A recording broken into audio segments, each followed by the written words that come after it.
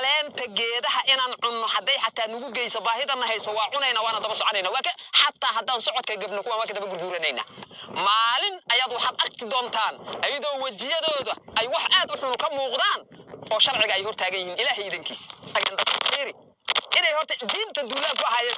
war culumadii ay dileen oo dadkii mashaaqada hayay dileen oo macallimiinta dugsiyada ay masaafuriyeen oo masaajidkii ay waxay ka dhigeen meesha dadka muslimiinta ah maanta ugu cabsida badan yihiin oo ay leeyihiin ama waa lagu qarxina ama kii bistoolada lahayd kugu soo galay ilaahay baan idinku dhaariyay Soomaaliya waxa ka dhacay inay iyo masaajid ugu galaan culumo ama dad muslimiina oo kitaabka ilaahay aqrinaya saas u kala haaya ay iyo ku kordhilaan kitaabka dhiigoori ku daato war rabbi aan idinku dhaari waa muslimiin nuucay waa dad nuucay oo muslim nuucay ah war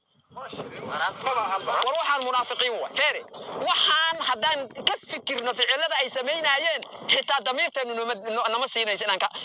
nimankaan munaafiqiin waa duul jiritaanka dadka Soomaaliyeed iyo diinta muslimka loo soo diray waa ilaahay dadan aqoonin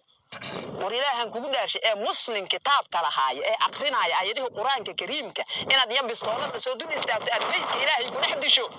ee kitaabkii dhiigiisii ku daato ee madaxa dul dhigo inta ka keento waxaas waa diinte dadka muslimka ah ee Soomaaliyeed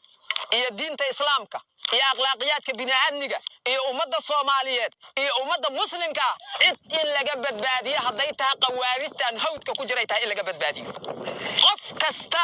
ee ku baxa gacantoodana ilaahay baa diintiisa noogu sheegay ahlu janna inuu yahay kii ku dhaawacman ajr iyo xasanad ilaahay ka siira kii ay dilaan oo ayagu ay dilaan inuu ahlu janna yahay kii dilaan inuu jannada ku tagay marka horta ayagu jihad kuma jiraan anaga jihad ku jirno oo ayaga jannada ku galayno ka raadsanayn ayaga jannada ku galayna horta diintu uma dhaafsano cunaha sida ay buugaagtoora ku qoreen halkan ku aragno oo isticmaala ahna taas dhabka ah way isticmaalooyaan laakiin wasuulinayna wax yaraan noo haray caleenta geedaha inaan cunno hadday xataa nugu geyso baahidana hayso waa cunayna waana daba soconayna waa ka xataa haddaan socodka gabno kuwa waa ka daba gurguranayna iska dhaaf wax laga hari kara maaha waa munaafiqiin kaba fog shayaadiin diinta ilaahay duulaan ku ahwa